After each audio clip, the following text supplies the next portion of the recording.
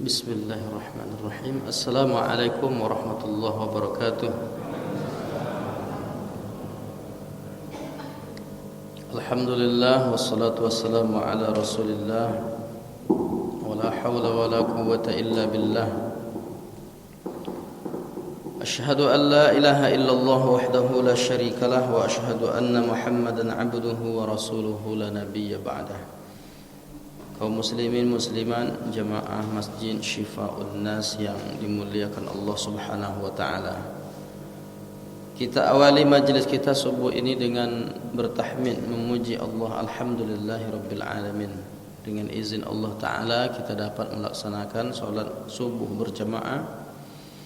Kemudian kita lanjutkan dengan majlis ilmu. Insyaallah pembahasan kita melanjutkan dari materi sebelum ini terkait tentang doa iftitah, dan setelah iftitah tentu pembahasan kita adalah membaca surah Al-Fatihah di dalam solat.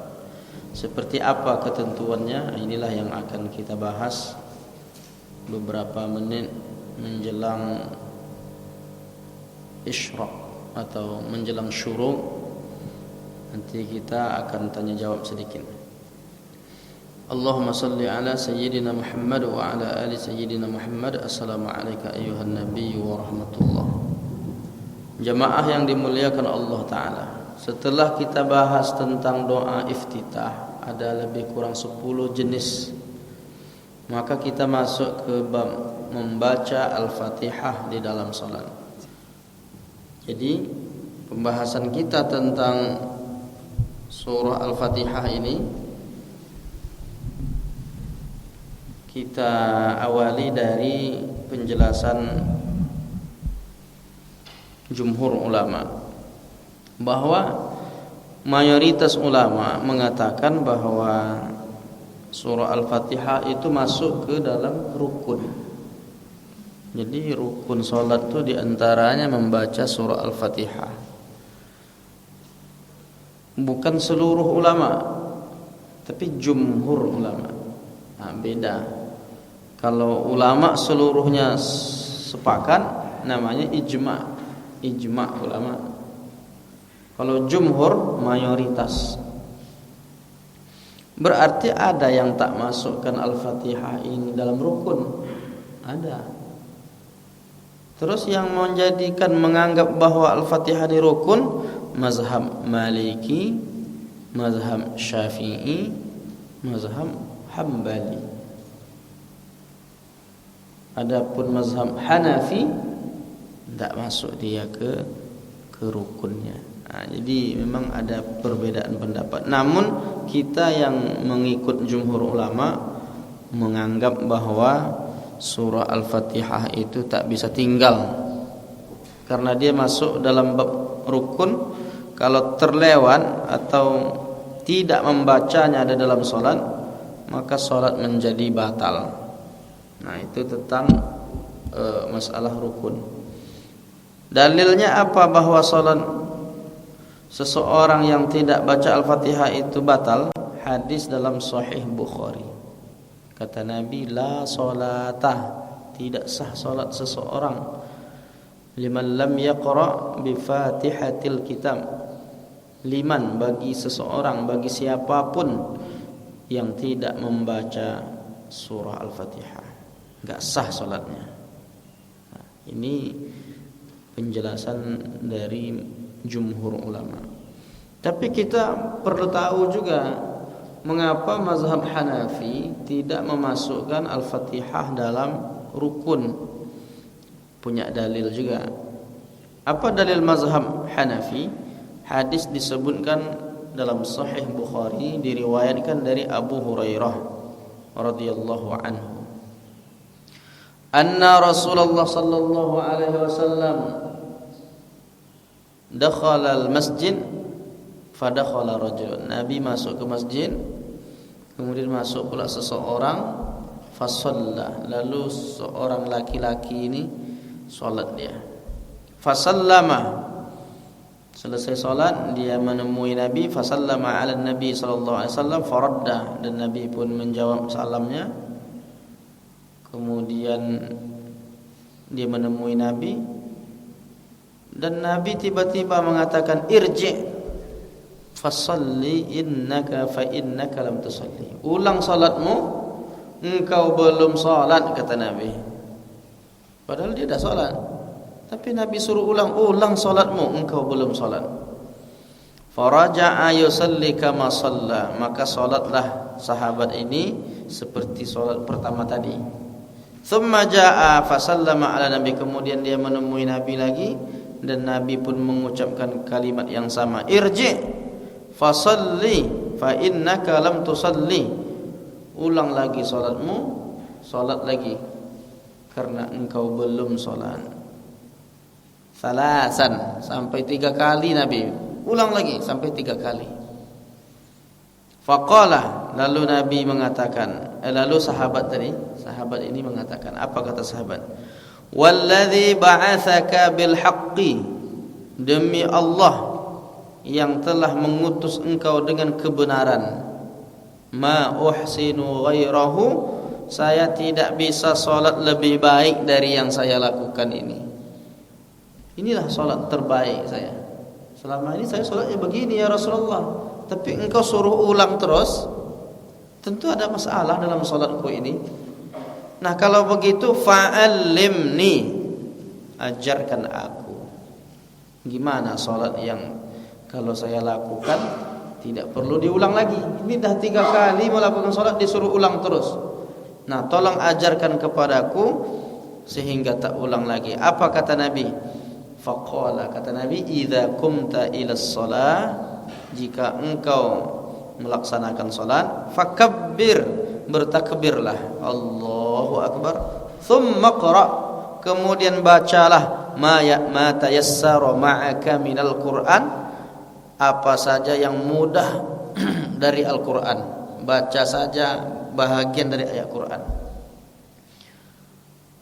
Artinya dari sini, kemudian setelah itu apa? Tsummarka, kemudian rukuklah, hatta tatma'inna raki'an, sampai rukukmu dengan sempurna, tumakninah. Tsummarfa, kemudian angkatlah kepalamu, hatta ta'dila qa'iman, sampai i'tidalnya berdiri sempurna lurus. Tsummasjud, kemudian sujudlah engkau sampai sujudmu itu dengan tumakninah. Tsummarfa hatta tatma'inna jalisan, kemudian engkau melakukan duduknya dengan sempurna. Waf'al dzalika fi sholatika kulliha, buatlah seperti itu setiap salatmu. Nah, ini menunjukkan apa? Tidak ada surah Al-Fatihah dalam itu, kata mazhab Hanafi. Yang ada baca aja ayat, apapun ayatnya, mau Al-Fatihah, mau kalau tak dibaca Al-Fatihah, asalkan ada ayat, maka dia termasuk melakukan satu rukun. Umpamanya dia setelah takbiratul ihram, Allahu akbar, langsung misalnya qul huwallah, langsung misalnya inna a'tainah. Bukankah itu ayat? Nah, kalau itu ayat, itu sudah dianggap sebagai rukun. Apapun ayatnya, mau Al-Fatihah. Jadi tak ditentukannya harus Al-Fatihah berdasarkan hadis ini, sehingga mazhab Hanafi tidak mengatakan Al-Fatihah itu sebagai rukun. Jadi kita perlu tahu itu. Mana tahu kita nanti jumpa orang bermazhab Hanafi, dia tak baca Al-Fatihah umpamanya, kita enggak nyalahkan, karena mazhab memang begitu, dalilnya Sahih Bukhari ini. Tapi tentulah yang dipahami secara umum, baik mazhab Maliki, Hambali dan Syafi'i sepakat bahwa Al-Fatihah adalah rukun salat, tak boleh ditinggal. Di samping itu, mengapa mazhab Hanafi mengatakan tak baca Al-Fatihah? Walaupun dalam salat mereka Al-Fatihah sama seperti kita, karena hadis-hadis lain kan menunjukkan itu. Karena dia beralasan dengan hadis yang lain. Bahkan andai ada orang tak hafal di Al-Fatihah, dia boleh memilih zikir-zikir saja. Zikir-zikir aja boleh. Seperti hadis disebutkan dalam riwayat Abdullah bin Auf radhiyallahu anhu, dia menceritakan, ja'a rajulun ila nabi, datanglah seseorang menghadap Nabi sallallahu alaihi wasallam. Qala, dia mengatakan, inni la astati'u an akhudha syai'an minal Qur'an. Aku tidak bisa membaca Quran meskipun satu ayat. Rupanya ada orang mengaku di zaman Nabi tak ada satu ayat pun dihafal. Mungkin baru masuk Islam mungkin Pak ya. Baru dari jahiliyah gitu kan, atau dia orang Arab Badui mungkin. Datang Nabi, saya dah masuk Islam tapi mau sholat enggak tahu apa yang mau saya baca. Hafal ayat. Karena setelah dia syahadat kan sudah dibebankan kewajiban. Kalau orang sekarang walaupun dia non muslim, syahadat dia Al-Fatihah dah hafal.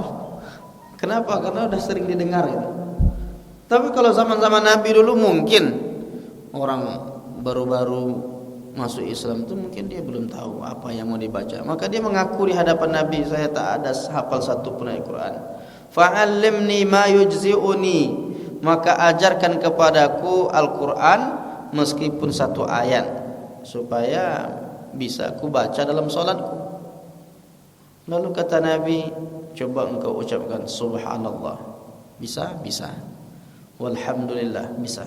Wala ilaha illallah, bisa juga. Wallahu akbar, bisa juga. La haula wala quwwata illa billah. Nah, andai dia bisa zikir itu dibaca, maka itu sajalah yang dibaca dulu. Bagi orang yang belum hafal ayat-ayat yang lain. Artinya hadis ini menunjukkan apa? Salatnya tetap sah. Tapi bagi siapa? Bagi orang yang belum ada hafal ayat. Nah, ini dalil mazhab Hanafi yang mengatakan tadi bukan rukun, karena masih ada kemungkinan boleh. Namun kita mengatakan ia rukun karena hadis lain tadi, tidak sah salat seseorang yang tidak membaca Al-Fatihah. Nah, sekarang kita masuk ke membaca Al-Fatihahnya seperti apa. Kalau saya tanya sama Bapak Ibu, Bapak Ibu baca Al-Fatihah mulainya dari mana? Dari a'udzubillah, dari bismillah, atau dari alhamdulillah? Dari bismillah. Dari a'udzubillah. Sebetulnya dari a'udzubillah atau bismillah.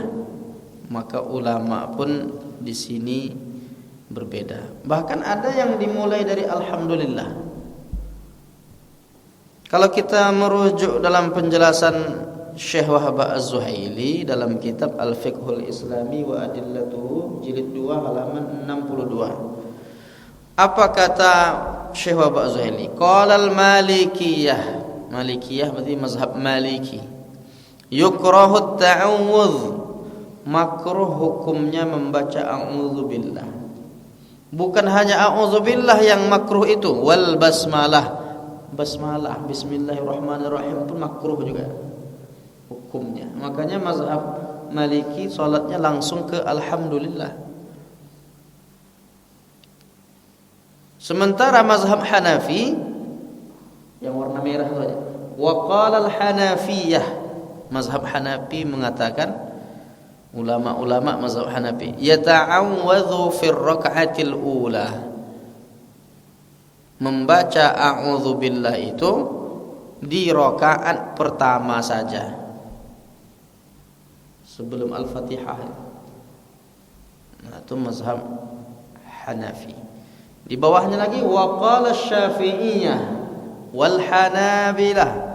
Menurut mazhab Syafi'i dan Hambali, yusannu ta'awudz, disunnahkan membaca a'udzubillah sirran, dengan cara sir, tidak dikeraskan. A'udzubillahi minasyaitonir rajim. Nah, itu kan sir. Kapan? Fi awwali kulli raka'atin, di setiap rakaat. Setiap awal rakaat itu maksudnya rakaat pertama berarti ada Al-Fatihahnya, a'udzubillah. Rakaat kedua ada Al-Fatihahnya, berarti a'udzubillah. Rakaat ketiga ada Al-Fatihahnya, ada juga, berarti a'udzubillah dulu mulai. Setiap rakaat maka dianjurkan membaca a'udzubillah, sunnat hukumnya. Jadi bagi kita yang selama ini belum mempraktekkan a'udzubillah ketika baca Al-Fatihah, Kalau mau dapat pahala sunat baca, tapi tidak dibaca dengan keras. Seperti dalam salat Isya, subuh, maghrib itu kan dijaharkan Al-Fatihahnya. Nah, untuk a'udzubillahnya enggak dijaharkan. Sirran. Nah, apakah makmum membaca Al-Fatihah? Nah, di sini ikhtilaf lagi antar ulama. Kalau mazhab Hanafi makmum enggak baca. Makmum tidak membaca surah Al-Fatihah. Kenapa? Karena kedudukan makmum itu mengikuti imam. Apa yang dibaca oleh imam itu otomatis itu jugalah sebagai bacaan untuk makmumnya. Dalilnya apa? Man shalla khalfal imam fa inna qira'atal imam lahu qira'ah. Siapa yang salat bersama imam, maka bacaannya apa yang dibaca oleh imam. Jadi bacaan makmum itu yang dibaca oleh imam itulah. Sudah diwakilkannya sekaligus untuk makmumnya. Tapi ini menurut mazhab siapa? Mazhab Hanafi. Dulu di awal-awal saya menyampaikan kajian fikih ini, saya sampaikanlah hadis ini. Mazhab Hanafi. Sebahagian jemaah ada yang keluar, Pak. Keluar. Tak apa-apa Ustaz, saya kata. Masa tak baca Al-Fatihah kami makmum. Padahal baru mazhab Hanafi dijalankan. Belum Syafi'i lagi gitu. Karena kalau terlalu terburu-buru kita menilai, itu juga akhirnya sampai kemana-mana. Jadi perlu ngaji itu bersabar, perlu. Biar dulu tertata dulu bangunan ilmu itu kan. Oh, ini bukan yang biasa kita pahami, tapi ini kan berproses. Karena yang tertua mazhab Hanafi dulu memang. Yang paling tua mazhab Hanafi. Setelah mazhab Hanafi baru mazhab Maliki. Setelah Maliki baru Syafi'i. Nanti baru Hambali. Nah, intinya sebetulnya boleh juga mazhab Syafi'i dulu, kan boleh aja. Kan ada masalah namanya membahas. Tapi kan tak salah juga kalau kita urut dulu mazhab Hanafi, biar kita tahu semuanya ternyata ulama berbeda. Masalah Al-Fatihah ini, apakah makmum membaca Al-Fatihah atau tidak? Ternyata dalam mazhab Hanafi makmum tidak membaca Al-Fatihah. Itu dalil pertama, Imam Ad-Daruqutni. Dalil kedua, Sahih Muslim. Mungkin orang ragu dia, jangan-jangan hadis ini tidak sahih gitu kan. Ini hadis kedua dalam pemahaman mazhab Hanafi. Apa kata dia? Ada hadis disebutkan dalam Sahih Muslim. Innama ju'ilal imamu liyu'tamma bihi. Hadis ini diriwayatkan dari Abu Hurairah radhiyallahu anhu. Sesungguhnya imam itu untuk diikut. Fa idza kabbara fakabbiru. Kalau imamnya bertakbir, ikut bertakbir. Tapi wa idza qara'a, kalau imam membacanya kan membaca Al-Fatihah, membaca ayat, pokoknya bacaan-bacaan ayat maksudnya. Gimana kalau imam baca? Fa ansitu, maka hendaklah engkau diam. Ini dalil mazhab Hanafi. Tapi sabar dulu, nanti Syafi'i ada juga dalilnya gitu kan. Karena masing-masing ini kan punya dasar. Jadi masalah ikhtilaf nih Bapak Ibu, jangan ngegas gitu. Maksudnya jangan terlalu meyakini pendapat kita sendiri, udah pasti aja orang salah tuh, yang kita aja yang betul. Jangan. Memahami fikih ini dia fleksibel. Dan itu diantara cara melembutkan hati agar kita, oh itu dasar orang ini. Orang ini buat gini, oh itu dalilnya. Kalau bisa kita seperti itu, nggak ada masalah fikih. Cuma kadang hati kita aja yang belum lembut.